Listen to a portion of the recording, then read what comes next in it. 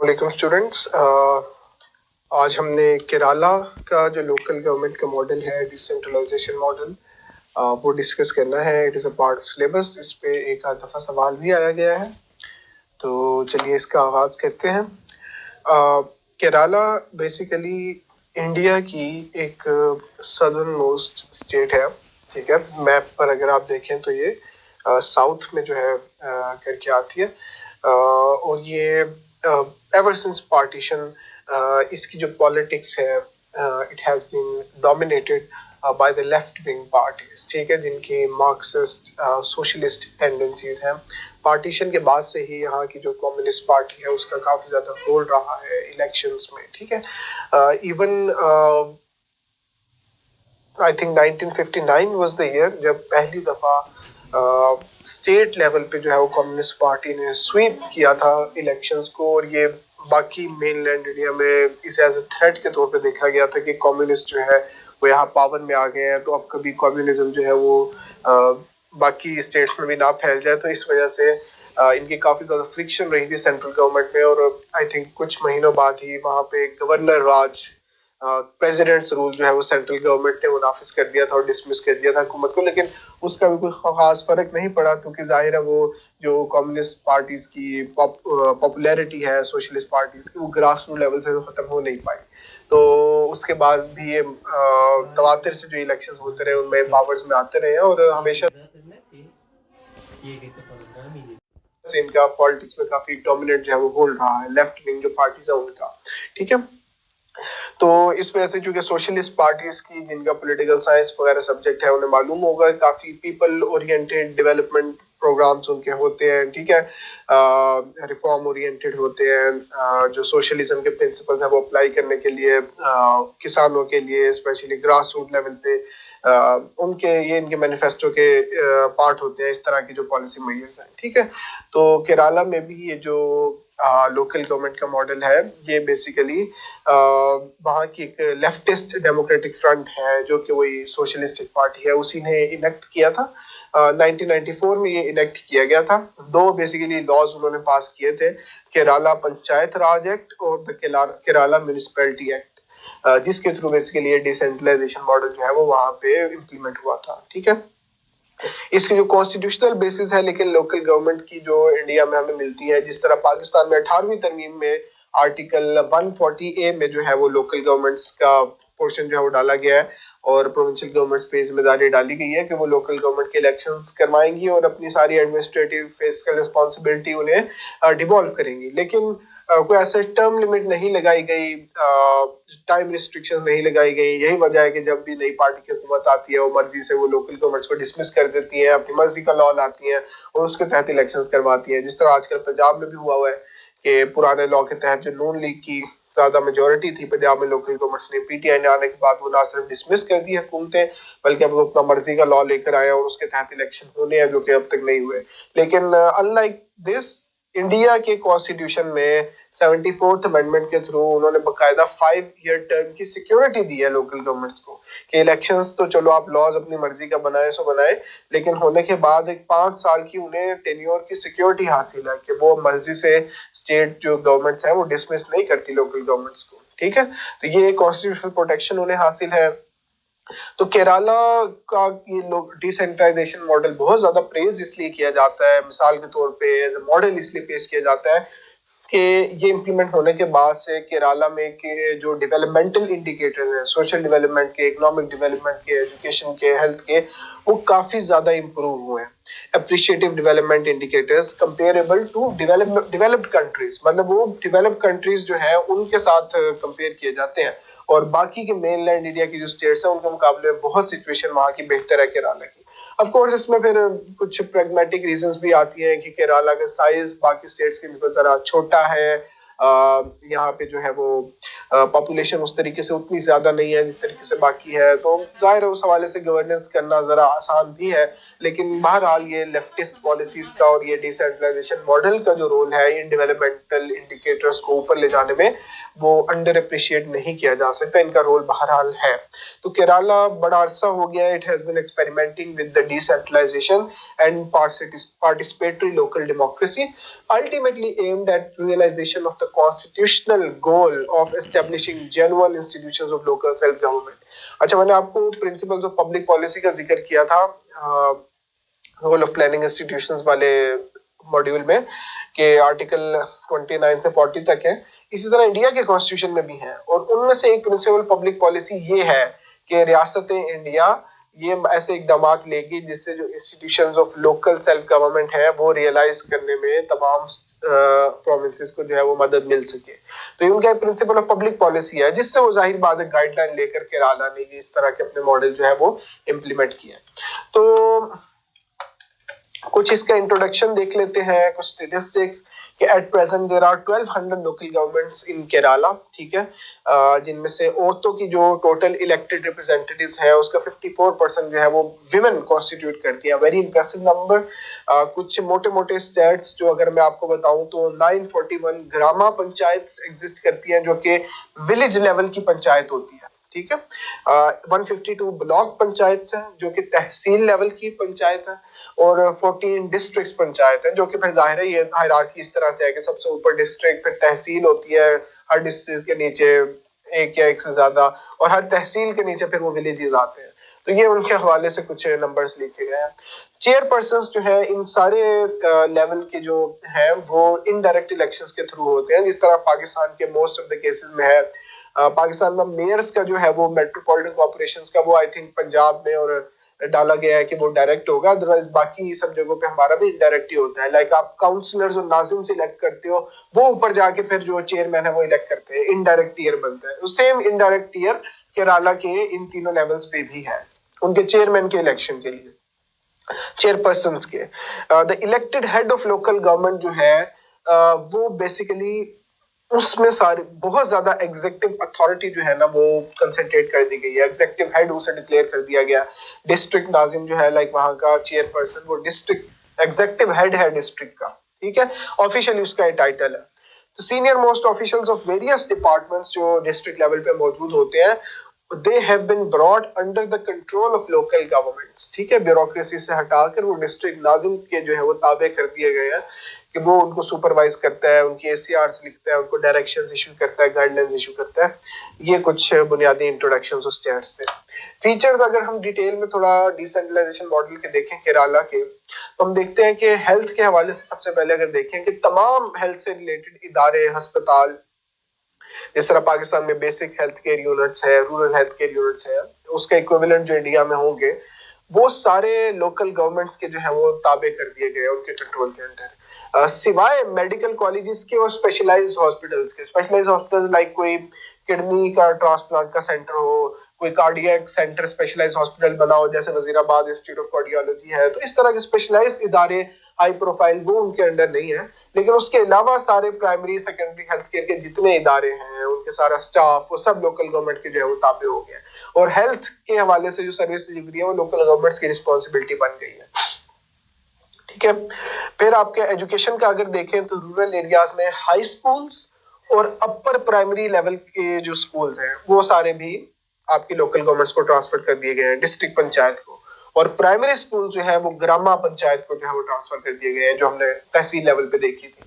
तो पाकिस्तान में जाहिर अभी इस तरीके से डेवोल्यूशन एजुकेशन की नहीं हुई, वहां पे हो गई है। मतलब आप देखिए कि प्राइमरी, अपर प्राइमरी और हाई स्कूल लेवल तक की जो एजुकेशन की प्रोविजन की रिस्पॉन्सिबिलिटी है वो लोकल गवर्नमेंट्स को ट्रांसफर हो गई है केरला में। पॉवर्टी एलिविएशन की पूरी responsibility has gone to the local governments. तो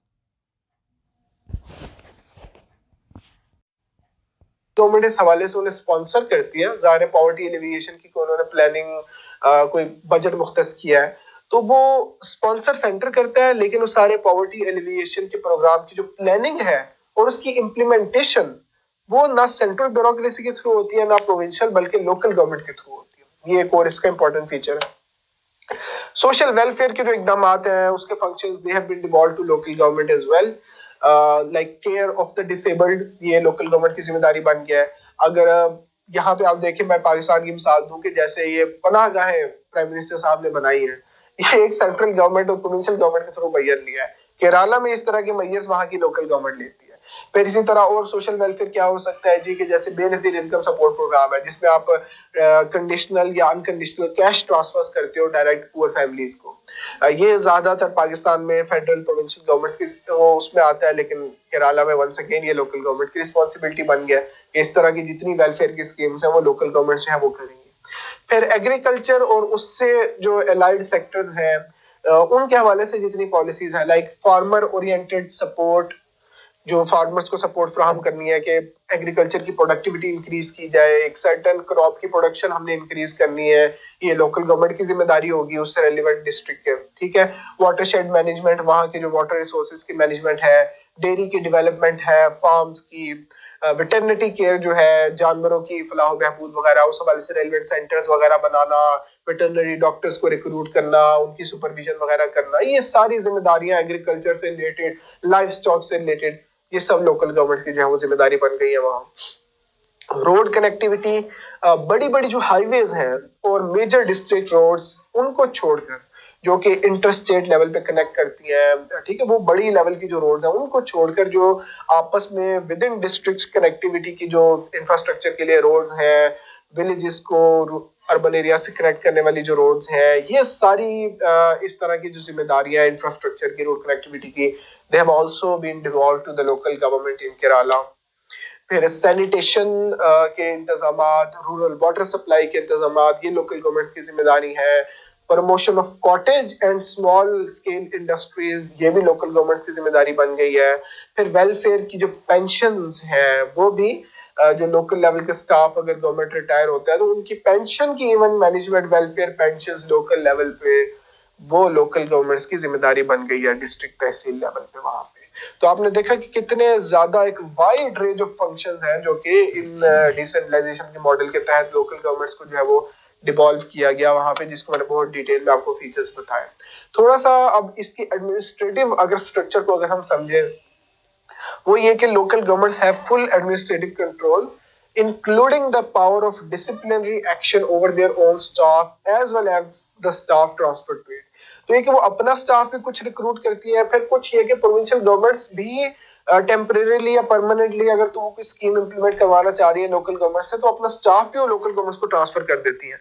तो once the staff is transferred, वो फुली लोकल गवर्नमेंट की जिम्मेदारी बन जाता है। वो उनके डिसिप्लिनरी एक्शन ले सकती है, प्रॉपर डिपार्टमेंटल प्रोसीडिंग्स उनके अगेंस्ट इनिशिएट कर सकती है, उनकी एसीआर एनुअल कॉन्फिडेंशियल रिपोर्ट वहां के नाजिम लिखते हैं, तो वो मतलब उन पे फुल होल्ड होता है उनका लोकल गवर्नमेंट का। ये नहीं होता कि वो अभी भी अपनी ब्यूरोक्रेटिक बॉसेस को जवाब दे, नहीं, बल्कि वो इन पॉलिटिकल बॉसेस को जवाब दे होते हैं। तो स्टाफ पैटर्न जो है लोकल गवर्नमेंट का वो वेरी करता है हर डिफरेंट लेवल पे। लाइक ये एक जनरल मिसाल मैं आपको दे रहा हूँ कि ग्राम पंचायत जो तहसील लेवल की होती है, उसको ये अथॉरिटी होती है कि वो अपना परमानेंट स्टाफ जो है वो रख सकता है 15 से 22 लोगों का, depending on the size of the tehsil of course. इसमें वो अपना एक सेक्रेटरी हायर करेंगे, असिस्टेंट सेक्रेटरी, जूनियर क्लर्क होगा, हेड क्लर्क होगा, सुपरिटेंडेंट होगा, अकाउंटेंट होगा, सीनियर क्लर्क्स होंगे, फोर एलडी क्लर्क्स होंगे, पियोन्स होंगे, चपरासी, स्वीपर्स वगैरह होंगे। ये उनको सारी हायर करने की जो अथॉरिटी है वो लोकल गवर्नमेंट्स के पास होती है, डिस्ट्रिक्ट पंचायत हर लेवल पर। फिर officials of other line departments जो अलाइड डिपार्टमेंट्स होते हैं, लाइक ये लाइफ स्टॉक का हो गया, एजुकेशन का हो गया, हेल्थ का हो गया, ये जो ट्रांसफर किए गए हैं लोकल गवर्नमेंट्स को, इनके ऑफिशियल्स वो कर दिए गए हैं, और इंक्लूडिंग एग्रीकल्चरल ऑफिसर्स, लाइक जो पहले प्रोविंशियल गवर्नमेंट्स के पास होते थे एग्रीकल्चर को ओवरसाइट के लिए, वहां की टैक्स कलेक्शन के लिए, ओवरऑल वहां का इरिगेशन का निजाम वगैरह देखने के लिए, वो लोकल गवर्नमेंट्स को ट्रांसफर कर दिए गए हैं। वेटरनिटी डॉक्टर्स जो होते थे, वो मैंने बताया हेल्थ का फंक्शन चूंकि डेलीगेट हो चुका है, तो वो वेटरनिटी डॉक्टर्स भी उनकी वेटरनरी डॉक्टर्स उनकी रिस्पॉन्सिबिलिटी में आ गए हैं। मेडिकल ऑफिसर जो एमओज होते हैं बेसिक हेल्थ केयर यूनिट्स में, रूरल हेल्थ केयर यूनिट्स में, डीएचक्यूज में, वो सब लोकल गवर्नमेंट्स की जो है वो मैंडेट के अंदर जो है वो आ गए। तो ये एडमिनिस्ट्रेटिव थोड़ा सा मैंने आपको स्ट्रक्चर जो है वो समझाया। फाइनेंसेस की अगर बात करें कि ये सारे काम करने के लिए पैसे कहां से आते हैं लोकल गवर्नमेंट्स के पास, फिस्कल डेवल्यूशन, तो वो हम देखते हैं कि वो भी सिस्टमैटिक मैनर में प्रोविंशियल गवर्नमेंट ने केरला की लोकल गवर्नमेंट ऑफ केरला को काफी हद तक ट्रांसफर कर दी है। तो केरला की अपनी एक सेपरेट बजट विंडो है, वो सारी डिस्ट्रिक्ट्स जो है वो अपना बजट बनाते हैं। 1996 में the state government transferred 1/3 of its developmental plan size as well as the funds attached to that development project to the local governments. के मतलब आप ये देखिए कि 1/3 जो केरला में पूरी डेवलपमेंट के प्रोजेक्ट्स होते हैं वो स्टेट नहीं लगाती। अल्हम्दुलिल्लाह, आई एम सॉरी, कि 1/3 वहां की जो डेवलपमेंटल स्कीम्स है वो प्रोविंशियल गवर्नमेंट की बजाय वो लोकल गवर्नमेंट जो है वहां की वो रिस्पॉन्सिबल है वो करने के लिए, और उससे रिलेटेड जितने फिर जाहिर है वो फंड्स थे वो भी प्रोविंशियल हुकूमत ने डिवॉल्व कर दिए। तो केरला में लोकल गवर्नमेंट्स के पास दो तरह के जराए हैं अपना रेवेन्यू रेज करने के, एक तो टैक्स रेवेन्यू और एक non tax revenue. Non tax revenue वो होता है जो कि 50% ऑफ देयर फाइनेंसेस कॉन्स्टिट्यूट करता है, जो कि ये इस तरह की चीजों से आता है, लाइक वो ट्रेड लाइसेंसेस इशू करते हैं कंपनीज को और उसकी फी लेते हैं, ये एक नॉन टैक्स रेवेन्यू है जो टैक्स नहीं लगा रहे हैं। परमिट की जो फीस होती है, लाइक कंस्ट्रक्शन का परमिट कोई जारी करना है वो लोकल गवर्नमेंट का रेलिवेंट इदारा इशू करेगा, उसकी वो फी लेंगे। फिर फाइन्स, अगर तो कोई कंप्लायंस नहीं करता लोकल गवर्नमेंट के रूल्स के साथ तो फाइन उन पे लगाएंगे, पेनल्टीज लगाएंगे, उसके थ्रू जो रेवेन्यू आएगा वो नॉन टैक्स रेवेन्यू होगा। ये non tax revenue 50% of the total local government budget constitute करता है। फिर बाकी रेवेन्यू कहां से आता है कि स्टेट गवर्नमेंट जो है केरला की, वो अभी जो उनका एनुअल बजट होता है उससे रिलेटेड 20% जो बजट में जो अमाउंट है, साइज है टोटल स्टेट की, वो as it is local government को ट्रांसफर कर दी जाती है, बल्क अमाउंट पूरी की पूरी। ठीक है, तो ये यहाँ से आता है कुछ तो जो सेंट्रल गवर्नमेंट से, सॉरी स्टेट गवर्नमेंट से उन्हें ग्रांट आती है। ठीक है, फिर फंड्स आते हैं उन्हें स्टेट गवर्नमेंट से operation and maintenance on transferred institutions के लिए। ये फॉर एग्जांपल अब एजुकेशन हेल्थ के हवाले से कुछ इदारे हैं जो स्टेट्स ने ट्रांसफर किए हैं, प्रोविंशियल गवर्नमेंट ने केरला की लोकल गवर्नमेंट्स को, इनका ऑलरेडी स्टाफ एग्जिस्ट कर रहा था और वो सारी चीजें। तो अब इनकी मेंटेनेंस उस स्टाफ की और उनकी ऑपरेशंस चलाने के लिए अलहदा से जो प्रोविंशियल हुकूमत है वो बजट देती है लोकल गवर्नमेंट्स को। ये उस बजट से डिफरेंट होता है जो उस डिपार्टमेंट का इंटरनल बजट होता है। लाइक स्टेट गवर्नमेंट एक एजुकेशन का कोई इदारा है, कोई उसका एक इंटरनल बजट मुख्तस करेगी उसके डेवलपमेंट के लिए, सैलरीज के लिए, वो सारी चीजों के लिए। लेकिन चूंकि जो ट्रांसफर किया गया लोकल गवर्नमेंट को, तो अब लोकल गवर्नमेंट को जिम्मेदारी आ गई है कि उन्होंने इन ऑफिशियल्स को मेंटेन करना है, इनके ऑपरेशंस को, ठीक है, ओवरऑल इनका एडमिनिस्ट्रेटिव इम्प्लीकेशंस जो है वो देखनी है, बिजली के अखराजात उनके, ठीक है, ओवरऑल उनसे जो काम वगैरह करवाने हैं, फ्यूल कॉस्ट वगैरह, वो सारी चीजें, तो ये मेंटेनेंस भी तो लोकल गवर्नमेंट्स की जिम्मेदारी बन गई है ना। तो इसके लिए उन्हें अलहदा से बजट आता है स्टेट की जानिब से, प्रोविंशियल गवर्नमेंट की जानिब से, जो लोकल गवर्नमेंट से जाहिर यूटिलाइज करती है इन डिपार्टमेंट्स को मेंटेन करने के लिए और इनसे फिर वो अपने काम करवाती है। फिर इसके अलावा उनका अपना एक टैक्स रेवेन्यू भी होता है, सारी लोकल गवर्नमेंट्स का ओन रेवेन्यू, जो काफी ज्यादा उन्हें टैक्सेस अपने ओन पे लेवी करने की भी इजाजत दे दिया प्रोविंशियल हुकूमत ने, कि आप अपने बजट में लोकल लेवल के टैक्सेस भी जो है वो लगा सकती हो। वो कौन कौन से टैक्सेस हैं? लाइक आप ये देखें कि प्रॉपर्टी टैक्स, जो कि पंजाब में by the way excise and taxation department collect करता है, और प्रोविंशियल हुकूमत की जिम्मेदारी है। केरला में वो लोकल गवर्नमेंट की जिम्मेदारी है, प्रोविंशियल हुकूमत की नहीं। Professional tax, tax on professions like doctors, engineers, lawyers पे जो लगता है वो पाकिस्तान में प्रोविंशियल हुकूमत की जिम्मेदारी है, वहां केरला में वो भी लोकल गवर्नमेंट की जिम्मेदारी है। परमिट फीस कंस्ट्रक्शन के लिए वो उनकी है। Entertainment tax like stage dramas वगैरह पे, मूवीज पे लगता है, वो उनकी है। सर्विसेज टैक्स, यूजर फीस, ये सारी इस तरह काफी ज्यादा वाइड रेंज ऑफ टैक्सेस है जिनके थ्रू अपना ओन रेवेन्यू जनरेट करती है वहां की लोकल गवर्नमेंट, पंचायत वगैरह। ठीक है, तो ऑन एवरेज हर ग्राम पंचायत का जो बजट है तहसील लेवल पे वो तकरीबन 4 करोड़ रुपए होता है वहां पे एवरेज। मैंने आपको फिगर बताया केरला की सारी लोकल गवर्नमेंट्स का। ठीक है, तो ये थोड़ा सा फिस्कल डेवोल्यूशन हो गई। इंफ्रास्ट्रक्चर और बाकी की चीजें हम इंशाल्लाह फिर अगली वीडियो में देखते हैं।